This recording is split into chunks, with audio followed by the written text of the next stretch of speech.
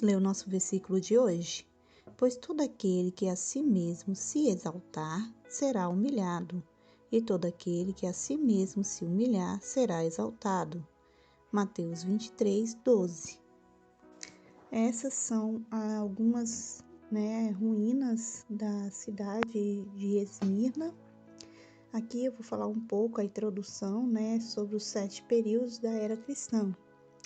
Os 7 períodos da era cristã são encontrados por um estudo da história, não apenas no livro de Apocalipse, mas também no livros das revelações, de Apocalipse, temos ali a revelação de Deus.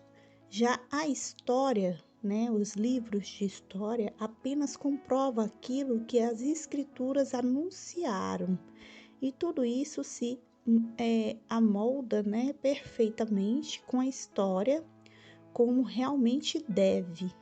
Uma vez que os períodos da igreja foram prenunciados por Deus e suas próprias condições reveladas, então necessariamente a história que se seguiria seria como a Bíblia, como a Bíblia descreveu. É simples assim. Mas, por outro lado, a simplicidade é a chave da palavra. Agora, com tudo isto, não podemos simplesmente sermos estudantes ou historiadores, Antes, temos que ser homens com mentalidade espiritual.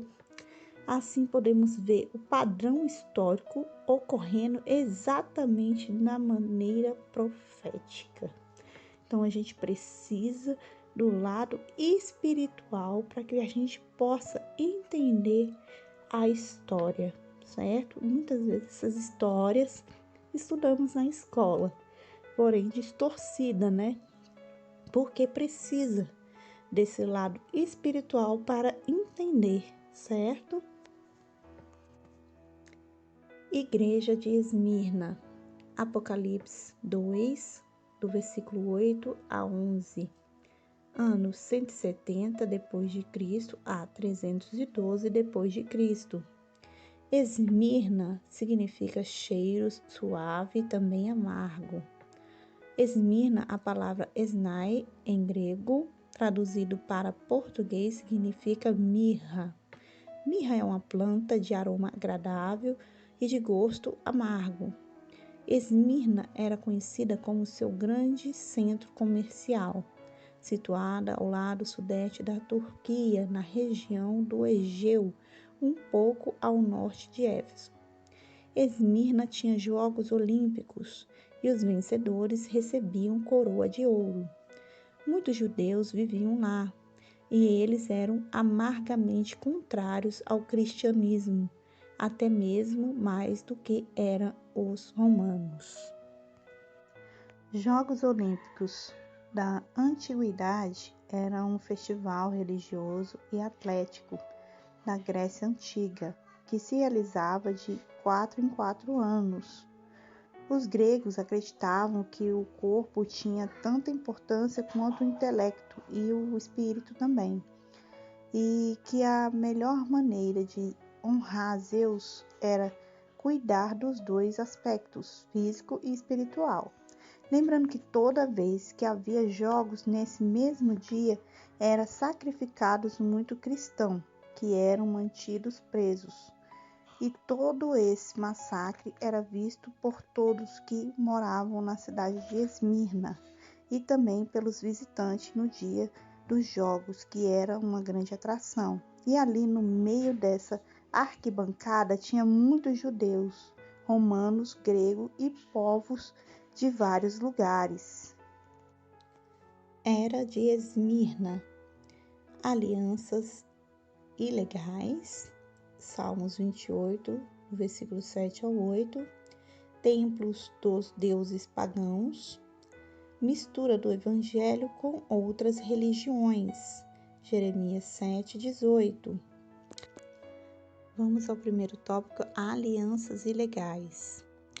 Quando o povo de Israel fez aliança ilegais com o mundo e fez amizade e casamento, chegou finalmente o dia do pagamento. o mundo assumiu o comando e Babilônia arrebatou o povo de Deus para dentro do cativeiro.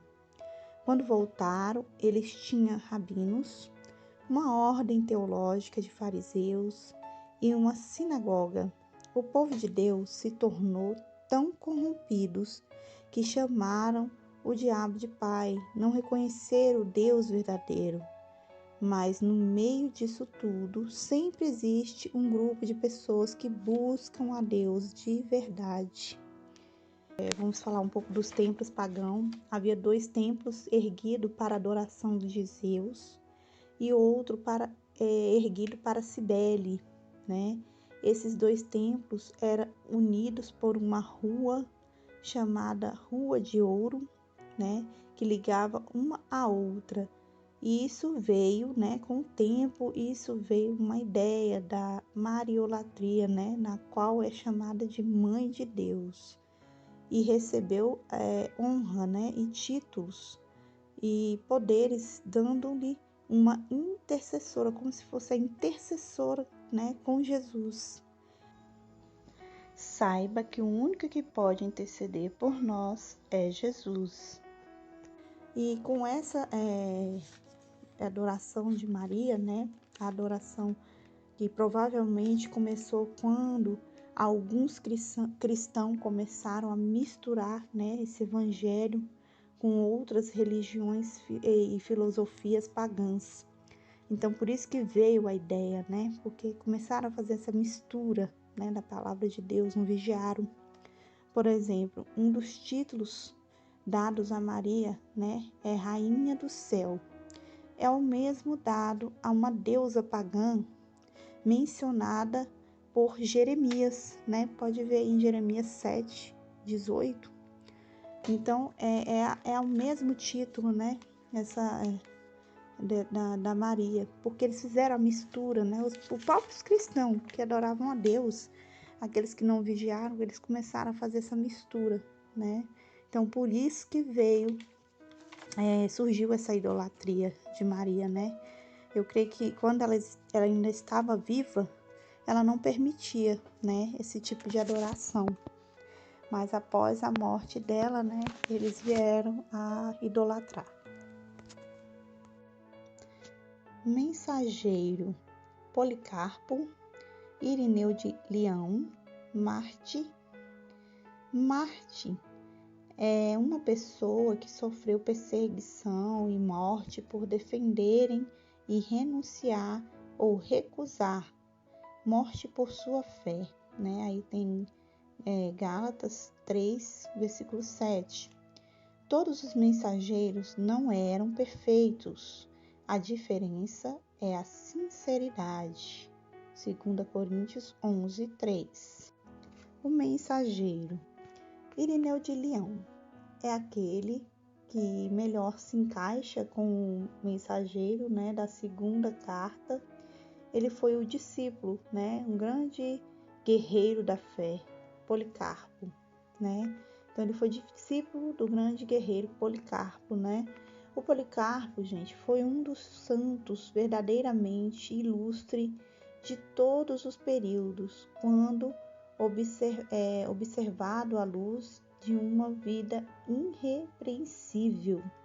Policarpo foi martirizado, velho demais para fugir. Ele era sincero demais para se esconder.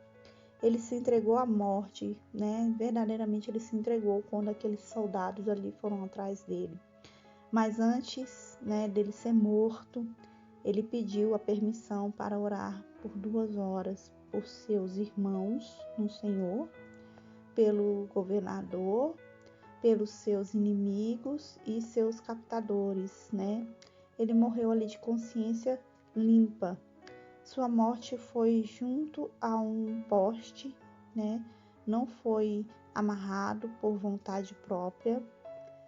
O fogo, né, que foi colocado nele se desviava-se do corpo dele, né? Então foi no momento ali, né, o soldado ficou nervoso, né, porque o fogo não pegava de forma alguma. Então ele foi e foi transpassado, né, por uma espada, para que ele morresse logo. E quando isso aconteceu, a água jorrou do seu lado, assim, né? Uma água jorrou e apagou, né, as chamas, né? E aqueles soldados, eles ficavam com raiva, né? Porque eles tentavam matar ali os santos, o povo de Deus, e muitas vezes eles eram frustrados, né? Mas mesmo assim eles conseguiram tirar a vida de Policarpo. Irineu era contra qualquer forma de organização. Sua vida com Deus era de muita manifestação do Espírito Santo. Ele ensinava a palavra de Deus, né, da sua forma original, não se desviava dela, né? Então ele só falava aquilo que realmente estava dentro da palavra de Deus. Irineu foi escolhido por Deus por não fazer parte dos fundamentos, né, errado, com doutrinas de nicolaítas, né? Irineu foi um importante líder cristão que viveu entre os anos de 125 a 202 depois de Cristo. Nascido em Esmirna, tornou-se bispo de Lyon, na França.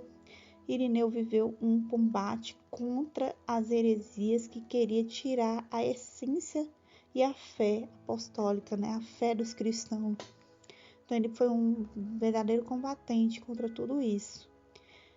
E não se sabe, né, a circunstância da morte de Irineu. Ele foi honrado como um mártir cristão, né? Também ele com certeza morreu de forma brutal, né? Mas não foi divulgado, né? Não se sabe. Como eu disse para vocês, mártir, né? É uma pessoa que sofre a perseguição, né? Que morre por causa da fé, né? Lembrando que os mensageiros, né, de Deus não são porque eram homens perfeitos, né? Pelo contrário, todos os homens que passaram por essa terra têm seus erros e suas falhas, né? De tal como nós, pois o único perfeito é Cristo Jesus, o único. Mas devemos nos esforçar, né, para chegar pelo menos perto da perfeição, dessa santidade, porque na palavra de Deus ele pede para que a gente busque a santidade. Então a gente não pode desistir, aí pensar assim, eu sou homem, eu sou falho mesmo, vou continuar pecando, vou continuar errando. Não, a gente tem que buscar a santidade, a gente tem que lutar por ela, né? Então é importante lembrar que após a morte de cada um desses mensageiros, os seus ensinamentos, que sempre eram para combater, né, os erros, né, eles eram transformados em heresias, em novas heresias, né, interpretações novas. Então, Policarpo teve uma época que ele deu ouvido, né, para as obras de nicolaítas, né. Então, ele sofreu, né, devido a esse mal aí, né? Ele começou a dar ouvidos, né? Então, eu creio que por isso ele não foi, assim, escolhido também como um mensageiro da era. Mas ele era um servo de excelência também. Policarpo, na época, não foi escolhido, né? Como eu disse, porque ele dava ouvidos a alguns fundamentos que não agradavam a Deus. Então, Irineu, né, que era seu discípulo, né? Ele ali como discípulo de Policarpo, ele tinha atitudes diferentes, né? Ele era totalmente voltado para Deus e ele realmente ali queria imitar, né? Ser um imitador de Cristo, né? Então, por isso que Irineu ele foi escolhido para ser o mensageiro da era de Esmirna. Advertência. Conheço as tuas obras e a tribulação e a pobreza, mas tu és rico, e a blasfêmia dos que se dizem judeus, e não são, mas são sinagoga de Satanás. Apocalipse 2, versículo 9. Sinagogas. A origem da palavra é oriunda do grego. É o significado reunião.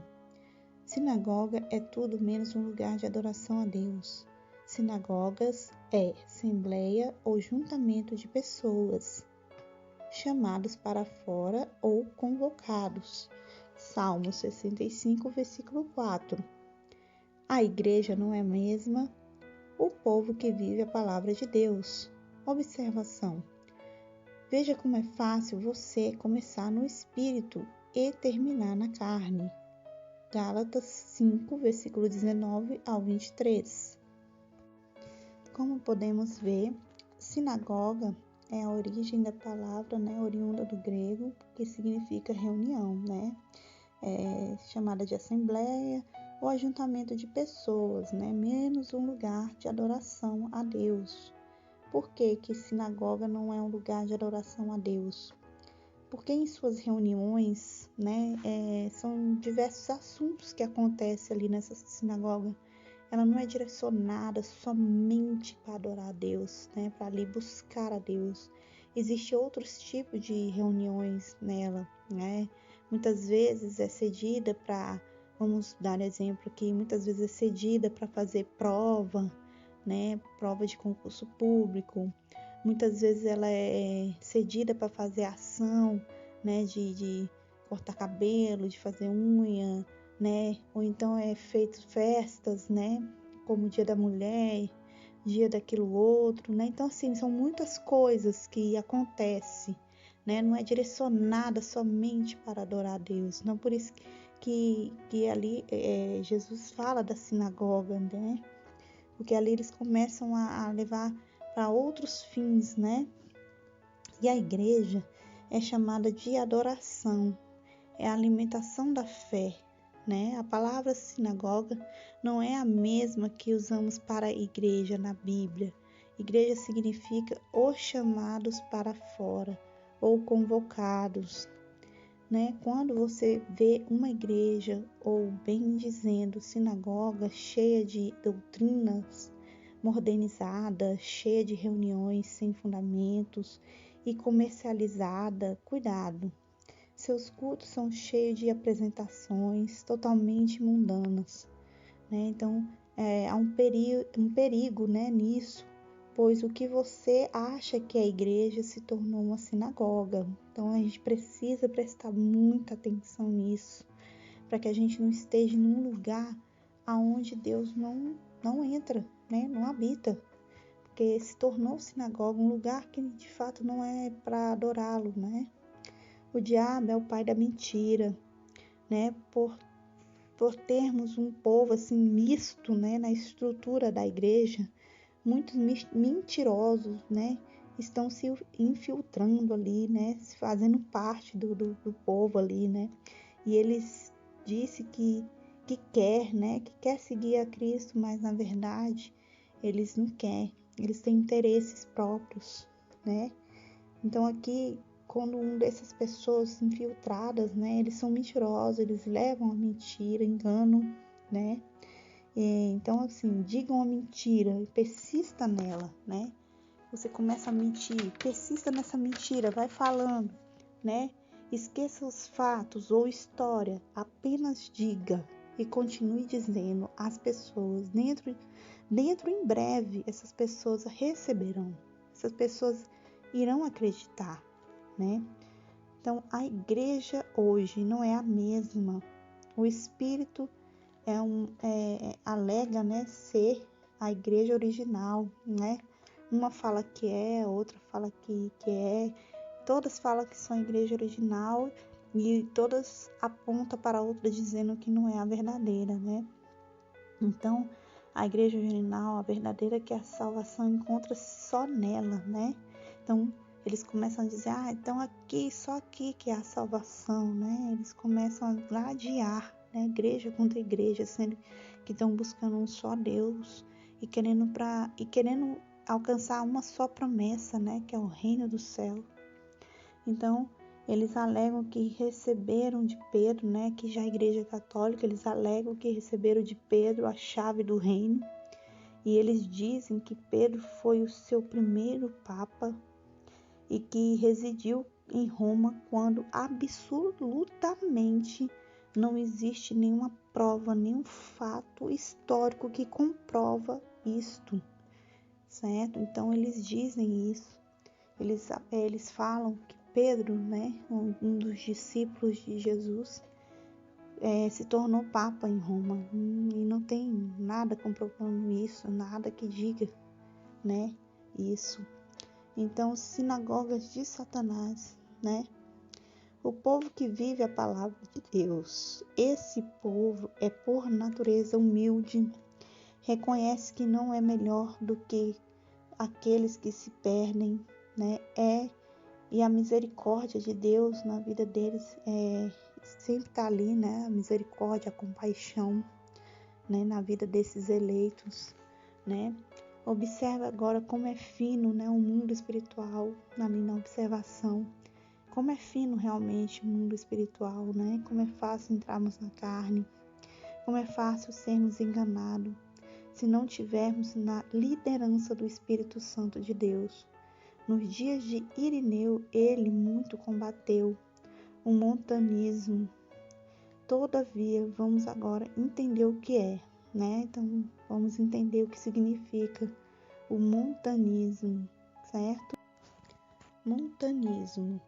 Montanismo era uma doutrina criada e defendida por Montano, um homem líder frígio que, dizendo-se porta-voz do Espírito Santo, exigia de todos o mais severo ascetismo e declarava estar próximo do fim do mundo. Quem era Montano? Cuidado com a exaltação. Salmos 18, versículo 46. Perigo do engano. 2 Tessalonicenses, capítulo 2, versículo 9. Montano, no princípio, foi um homem cheio do Espírito Santo. Ainda que não estava livre de erros, porém teve uma fase, né, da sua vida que se exaltou e assim decaiu na fé, simplesmente por se achar, né, uma pessoa assim melhor do que as outras, né, que Deus só usava ele, né? Então ele decaiu na sua fé, na fé, porque ele era muito usado em profecias, né? E ele se achou ser o próprio Espírito Santo. Ele achava em sua época que a igreja apostólica era a igreja genuína, porém também achava que a igreja, né, dos seus dias estava se tornando religiosas. De fato era, né? Estava mesmo, pois a igreja do segundo século se tornaria a base da igreja católica. Montano era um líder da igreja, que muito poder e virtude do Espírito, isso ofendia a igreja que estava se tornando católica, né?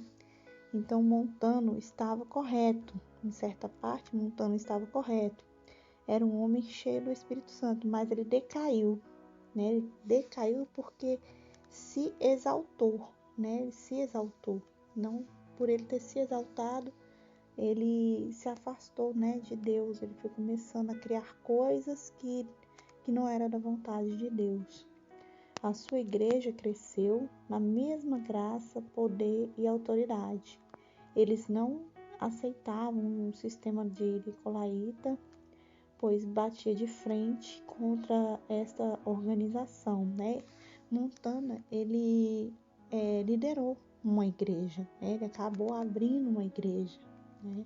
E ele começou a liderar, mas Montano começou a se inclinar para o erro e pregou sobre penitências bem rigorosas, uma vida de jejum e oração cheio de muitas cobranças. Montano era antes dele se converter, Montano ele era um sacerdote da deusa Cibele, né, que tinha seu principal templo na cidade de Esmirna. Porém, se converteu ao cristianismo, né?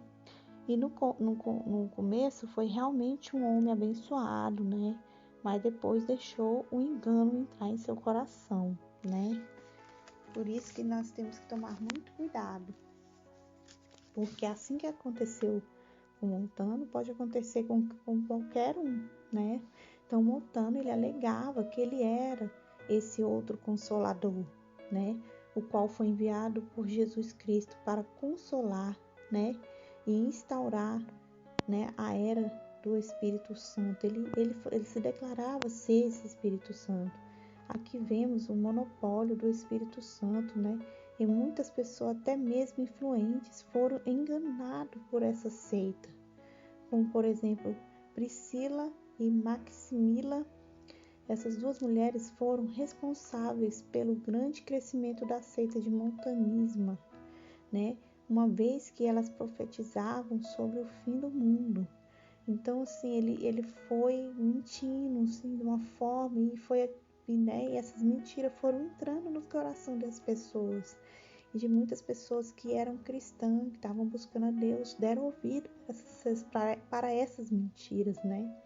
E os principais hábitos dos montanistas são eles falavam em línguas estranhas, jejuavam sempre, não comiam carne, faziam voto de castidade até depois do casamento, alegavam ter dons do Espírito Santo, eram profetas, né? Eles viviam de profecias, de modo que até o fim do mundo, né, previam, né? E Tertuliano, no século III, após conhecer montanismo, abandonou a Igreja Católica. Tertuliano ele era da Igreja Católica.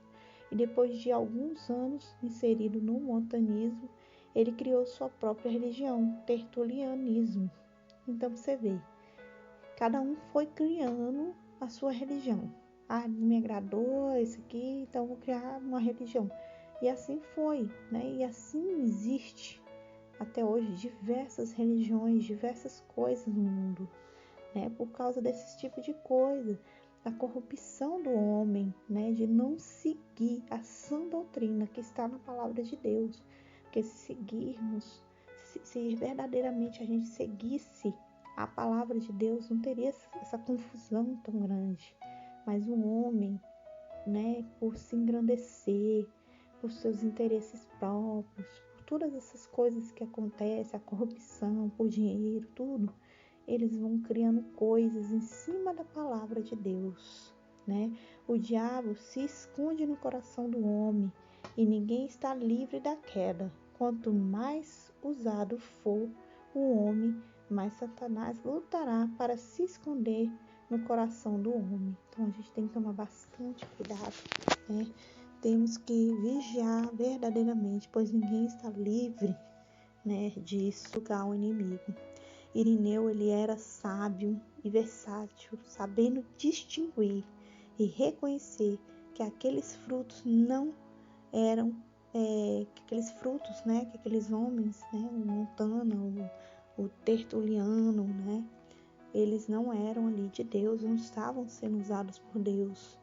Essa é a diferença de um mensageiro de Deus. Ele sabe diferenciar o que é de Deus e o que não é. O espírito religioso é uma sinagoga de Satanás. Observe que não é o ato de ser a organização, entendeu? Apenas. Mas o ato de não aceitar mais nada como a verdade, né?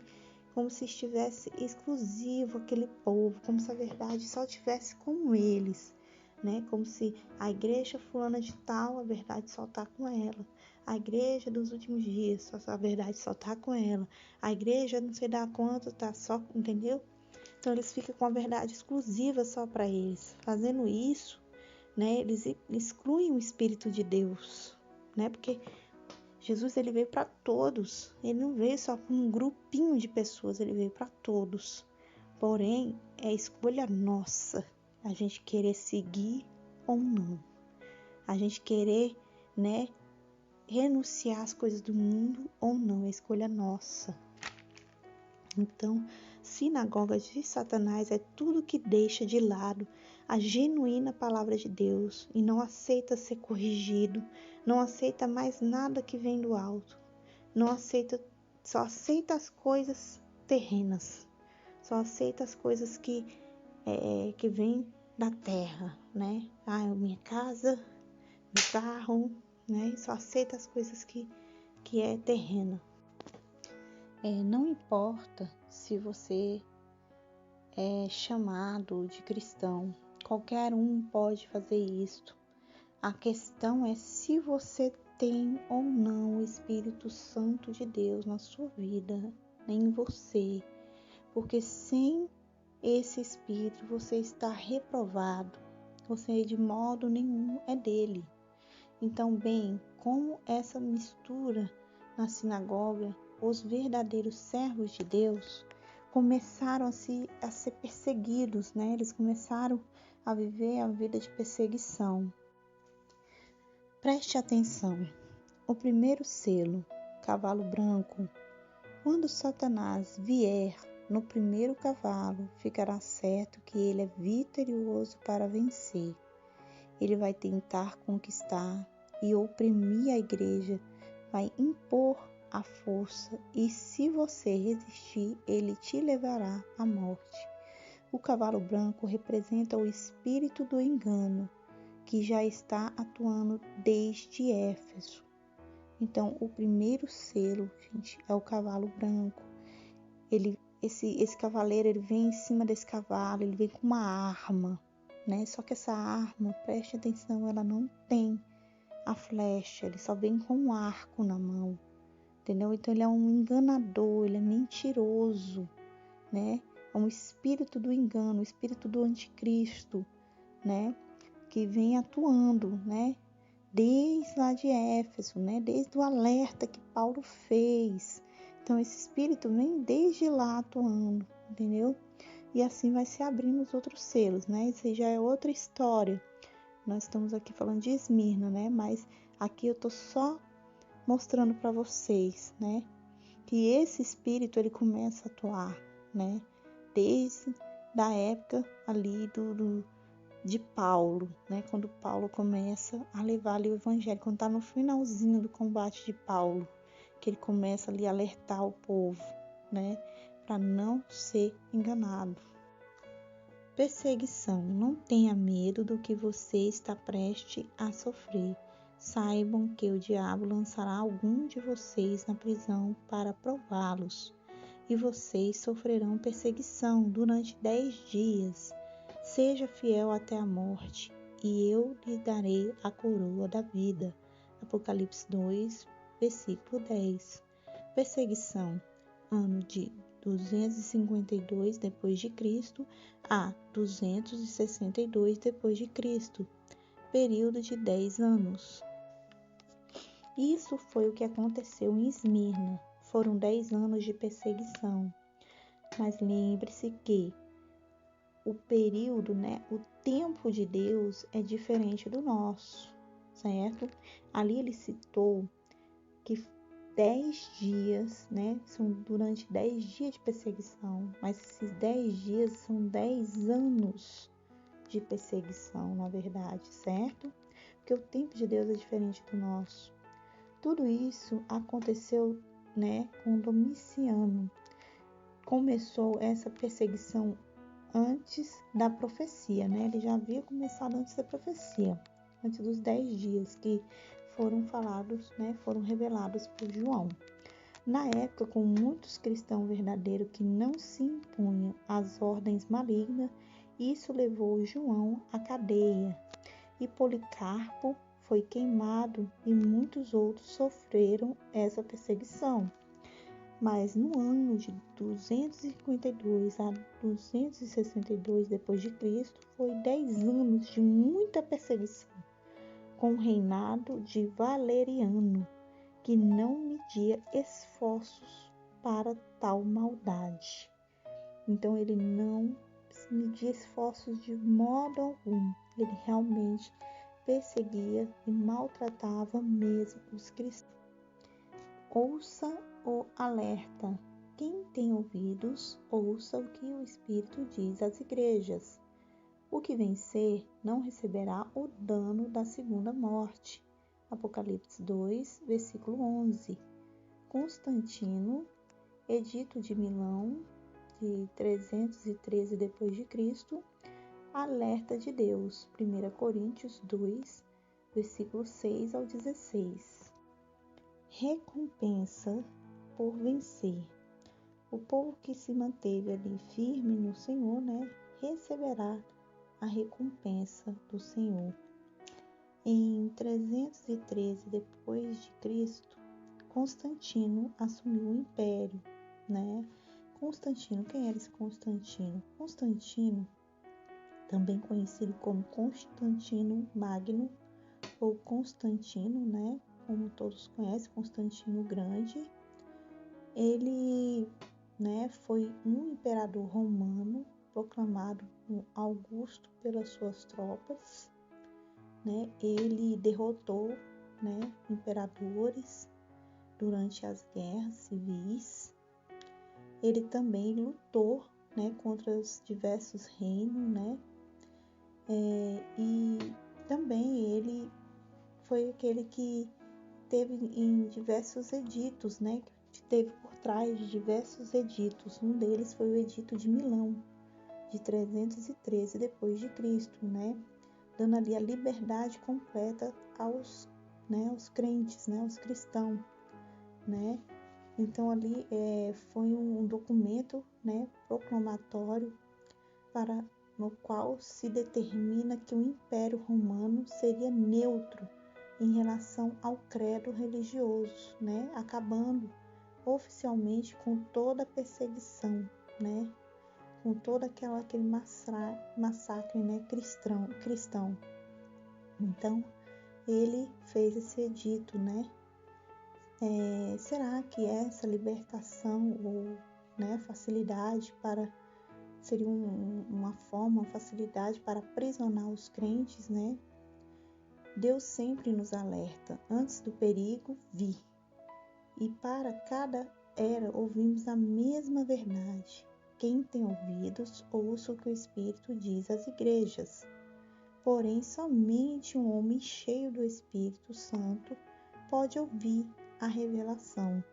1 Coríntios 2, do versículo 16, do versículo 6 ao 16, né? Vai dizer isso. Então, que a gente possa, né, ficar atento a essa voz do Espírito Santo, para esse alerta para nossas vidas. Viver a nossa vida, né? Que a gente somos livres aqui para adorar a Deus, para servir ao Senhor, né? A gente tem a liberdade de falar de Jesus para o nosso próximo aqui, né? No nosso país. A gente podia fazer muito mais, fazer muitas coisas, mas a gente é preso, né? Por causa dessa apostasia, né? Dos últimos tempos, por causa da falta de intimidade com Deus, a falta de comunhão com o Senhor. Isso faz com que a gente se torne frios. Isso faz com que a gente não tenha, né, essa vontade, né, de realmente de levar o Evangelho para o próximo, né, de servir mesmo a Deus, de ser gratos a Deus, né, por conhecermos a verdade do Senhor. Então é isso, espero que você tenha gostado, entendido o estudo sobre Esmirna, que é de extrema importância para a nossa vida cristã, né, para o nosso crescimento espiritual, né, são mensagens da era, né, que nos levam ao entendimento, né, de cada período, né, daquilo que Jesus, né, citou ali na palavra dele. Que Deus te abençoe e te guarde e até a próxima.